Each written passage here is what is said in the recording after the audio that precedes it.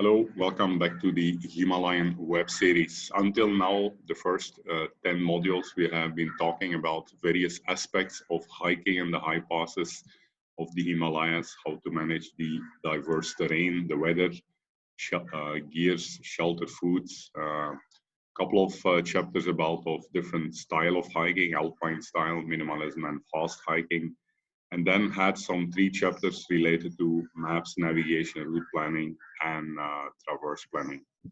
In the next 8 to 10 chapters, we'll be zooming into various regions of the Himalayas, starting with Uttarakhand, proceeding to Himachal, and finally Ladakh and Zanskar.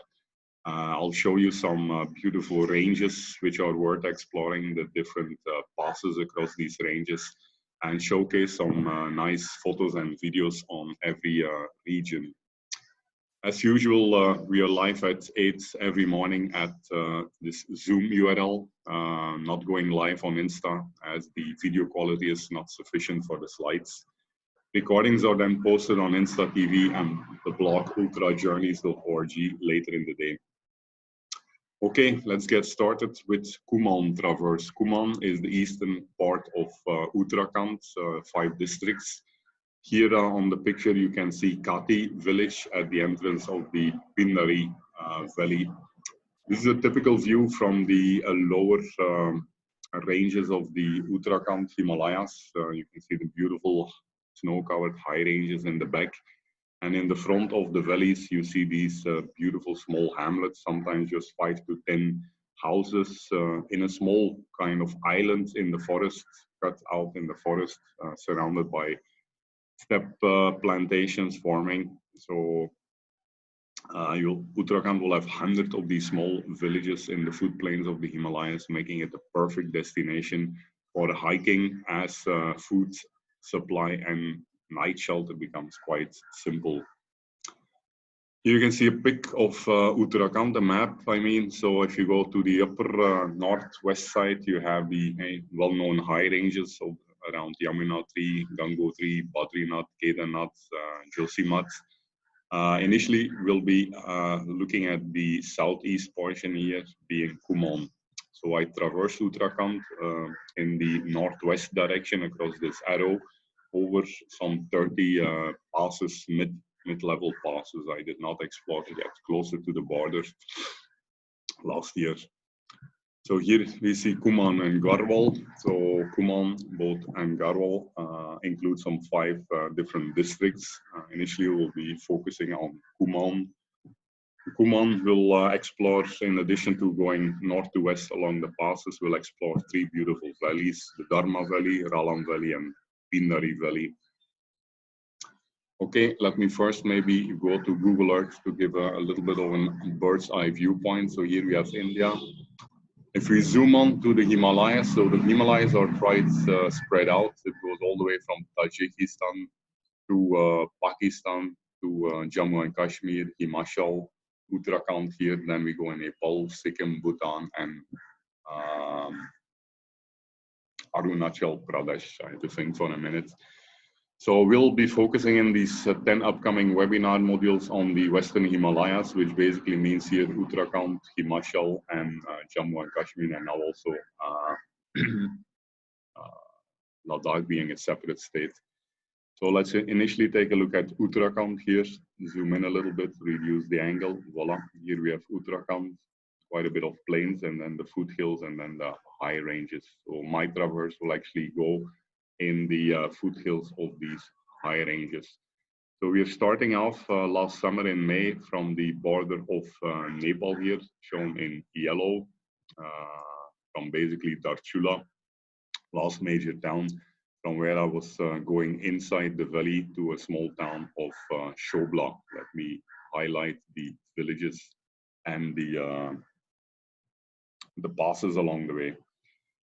So here is Shobla. On Shobla, we can proceed further deep inside, as you can see, a long valley here going north, which is the Dharma Valley. There are several villages here along the way, even though it's pretty high altitude, like 3,000 plus meters. Villages are completely covered in snow during the winter.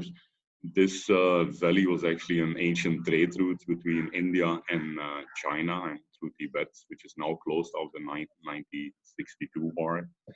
After exploring this Dharma Valley, we'll go left side according to the traverse across several passes here. We meet villages, blue on the way, and then cross these passes, red on the way, hopping from one valley to the other valley, again coming to villages where we can supply food and get night rest. So we proceed further to the next place at the base.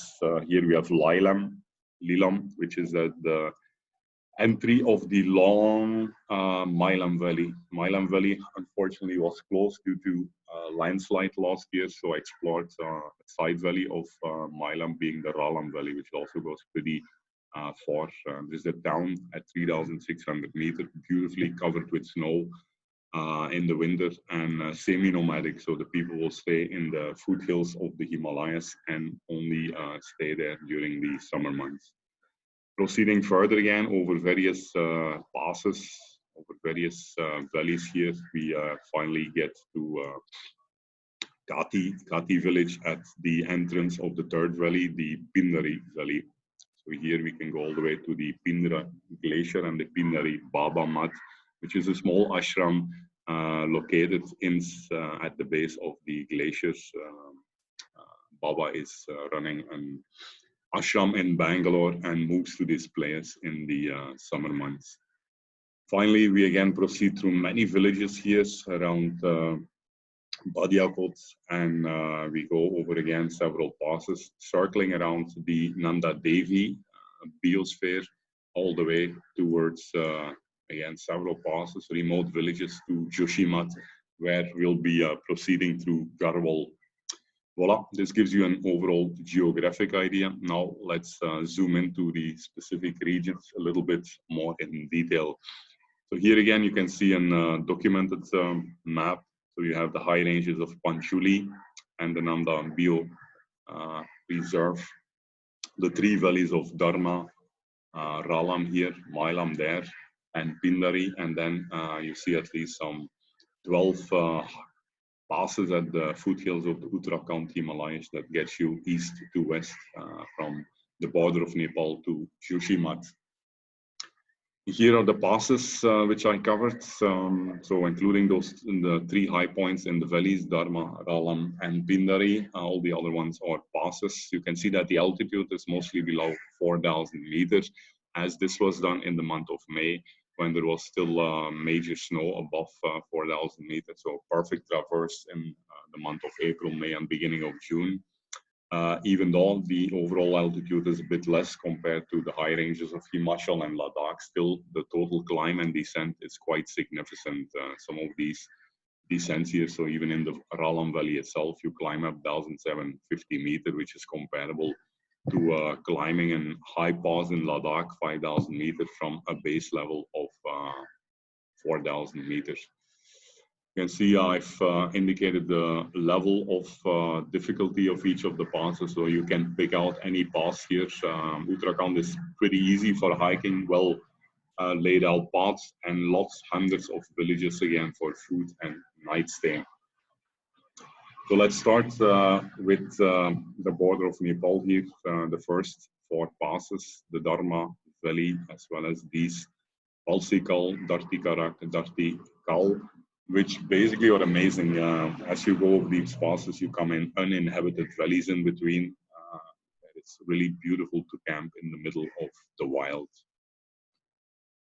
Here you can see during early May, when we entered the Dharma Valley, most of the valley being at a pretty high altitude is fully covered with snow bridges. Dharma is a pretty long valley, has a road on the left side, has many villages, as you can see, some 6-7 different villages here. But it's quite difficult to access, needs GCBs actually to cut the road, to free the road of these big snow bridges. Here you can see a beautiful camp somewhere at 3,500 meters near the one of the last villages of Datu, from where you have beautiful views on the Panchuli massif. So these are 5 snow peaks. One is not visible, which are quite famous, 5,000 plus meter altitude, rising steep up from the alpine meadows below. Interesting in Dharma Valley, just like in Ralam Valley, is that there are many villages along these ancient tradeways. These villages are completely deserted. These are ghost towns in the winters from November till May. As people leave them, obviously, they are completely covered by snow. Uh, and they basically cover up all the doors and the windows during the window, as there are still animals and cattle moving around there who should not get into the house and be attracted by the rations left in the house. So after exploring the Dharma Valley, we basically start going east to west over these various passes in Kumaon. You can see in the meadows, typically again, you find shepherds in their open shelters grazing their large herds in these open meadows. Beautiful forest. And then basically you climb over the ridges which are heading north to south. So you proceed east to west over these beautiful passes. You can see it here. You see the first one, Balsikyle, with a small temple at the saddle at the pass itself. Passes again at 4,000 meters are still pretty much covered in snow, given the heavy snowfall the previous winters. So it's a bit tricky to get down during these initial steep sections close to the pass when the snow is hard and frozen. Here you can see a view again from the base of the pass. So climbing on this frozen snow is very tricky because you can easily start slipping down and then end up hundreds of meters down in the valley. Very interesting to see in Uttarakhand, many places like Ladakh, Zanskar, they're building 2-lane highways, the government, to connect remote villages. In Uttarakhand, they are still actually employing pretty huge armies. Here, a group of 30 Nepalese to restore some of these beautiful cobbled paths.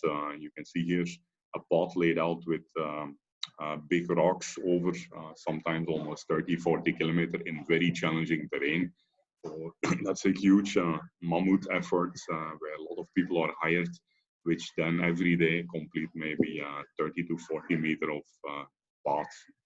Again, almost in the middle of nowhere between small villages. So amazing that they are still keeping these paths in good shape. Some traditional picture here, a lady in Bona. After crossing 3 passes, we reach a small town of Bona, where you can see tradition at its best. Village is completely disconnected from road, just accessible by horse or foot walk. Here an old lady smoking a hookah pipe, beautifully handcrafted traditional thing with a stone upper section for the charcoal and the tobacco, and bottom metal section where the water will be located, and the rest of the pipe is actually made from local woods. The next section then, proceeding after the first 3 passes, we go again over several passes here to reach the Lilam, which is at the base of the long Milam Valley, again an ancient trade route with a number of villages in between. And then a side valley of Ralam, where at 3,600 meters here, 3,500, sorry, you find a village which was located on these ancient trade routes. You come across very small villages on the way to the Lilam Valley, Milam Valley, and Ralam valleys here. Beautiful settlements connected not by roads, but still very traditional, only accessible through beautiful pathways. Here you can see at Dangdangdar, my host, who I met somewhere on the way to a high pass, who told me actually to stay at his home. Very friendly gentleman. I don't speak Hindi, so we're just communicating with smiles and hand signals. And as you can see, most of the labor here, and most people are into farmer, but most of the labor is with hands and animals. There's no mechanized tractors here, as those tractors cannot reach to these inaccessible places not connected by roads. Here you can see the beautiful cobbled paths, not just in this region, but all across Uttarakhand. So amazing laid out rock paths between these small villages. Very easy, you cannot lose the way. And not quite, I mean, much easier to hike across these flat paths compared to the challenging trails of the Himalayas and sometimes Ladakh. Everywhere you go through these small hamlets, sometimes just 3 to 5 huts or small houses, people will be surprised to see you, as these are non-touristic places, and immediately show their hospitality, inviting you to share some tea or even give you some food along the way. Here one lady is presenting me some rotis with some nice vegetable.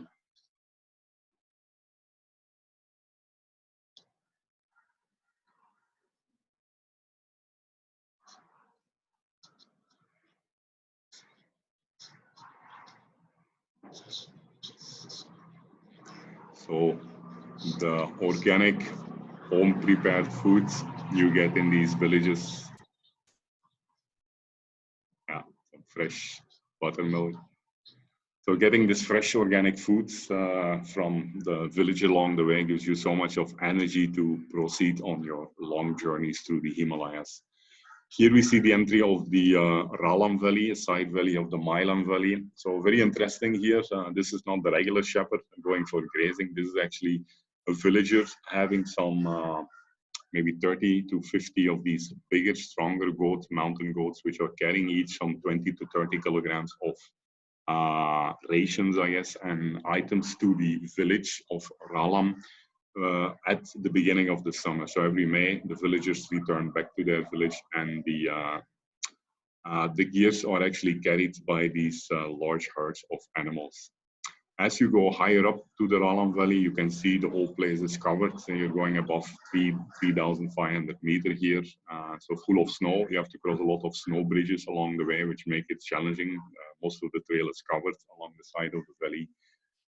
This valley is called the White Ganga due to the milky color of the river flowing in the Ralam Valley. You can see it's quite challenging.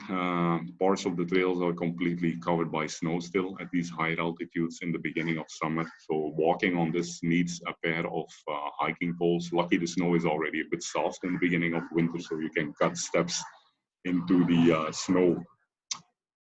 Here a small video showing that it's quite challenging to cross these inclined snow sections.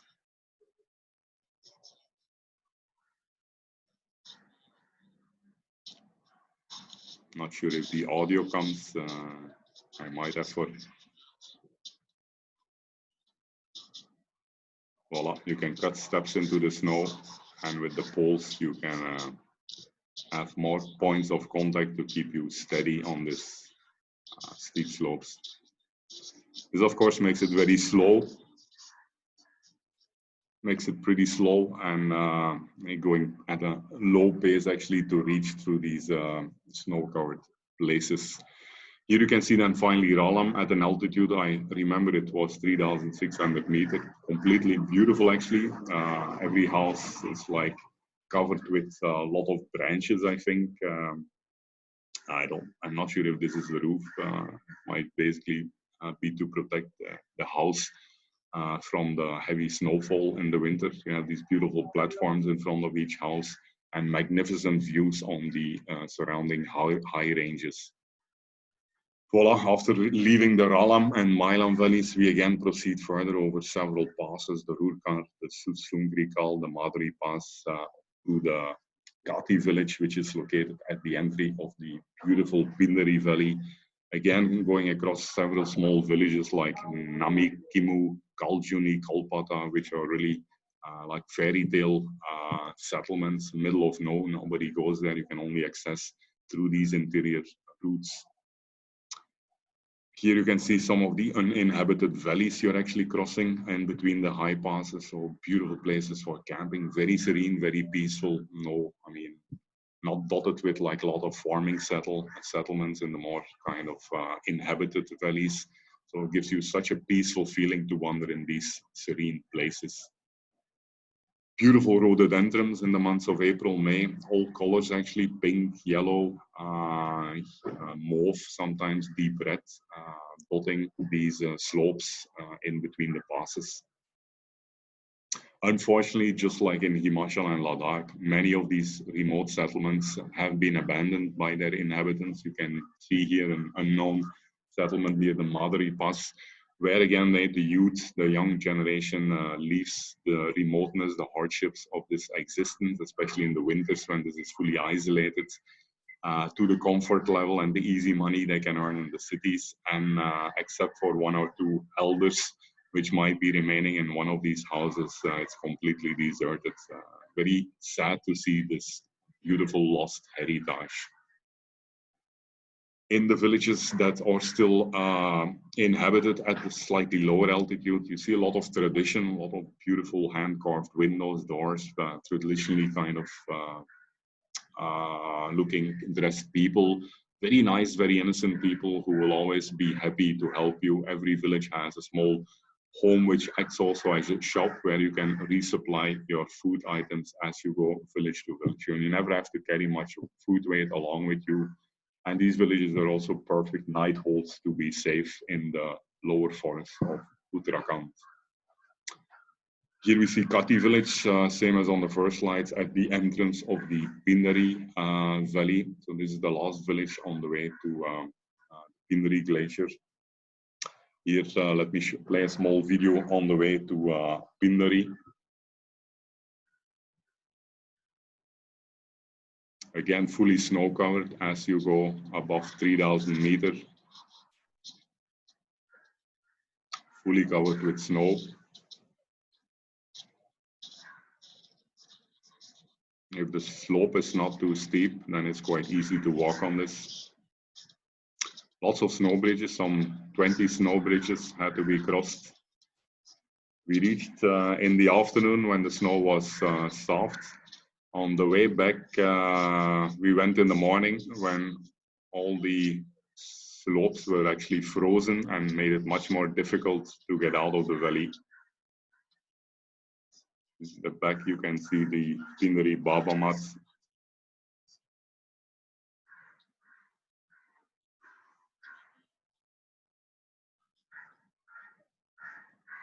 Okay, here finally then you come at what we call the Pindari Baba mat, collection of a couple of houses, a small ashram at the base of the Pindari glacier, around 3,600 meter height.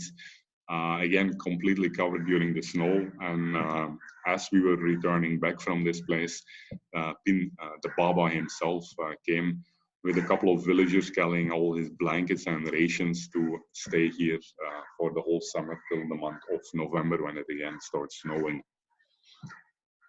On the way back, actually, nearby we camped. There were still a couple of settlements there in the Pindari Valley, not really villages, but individual settlements where people do farming in the summer.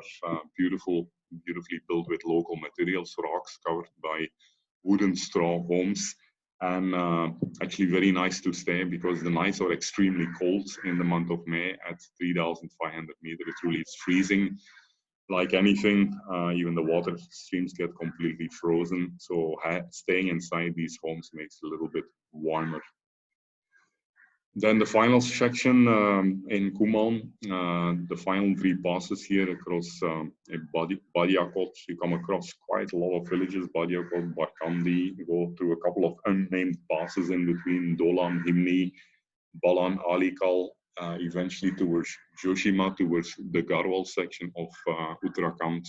All these go around the high ranges of the Nanda Devi Biosphere Reserve. So you get stunning views from the passes on this Nanda Devi massif.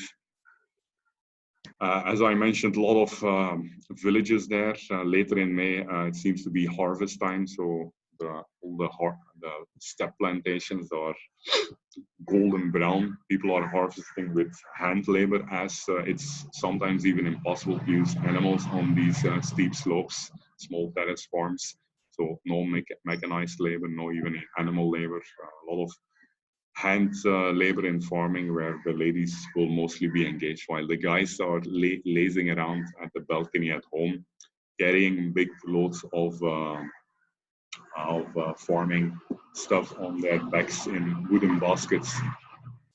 And then a final slide here just to show you that sometimes you get gradual valleys, but sometimes because these streams are coming from those high ranges of Nanda Devi, that the amount of water is quite significant, and these streams really cuts amazingly deep into the landscape, making it impossible to go through the valleys and making it quite tricky as you go from one pass to the next one to cross these deeply cut gorges.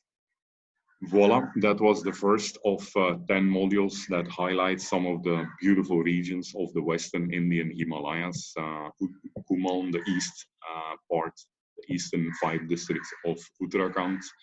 More details, more photos and pictures you can find on my blog, ultrajourneys.org/port1 Uttarakhand, where I've given daily writes up on these various pass crossings. Okay, see you guys tomorrow to take a closer look at Garhwal, the west of Uttarakhand, before we head over to the Dolador and the Pir Panjal next.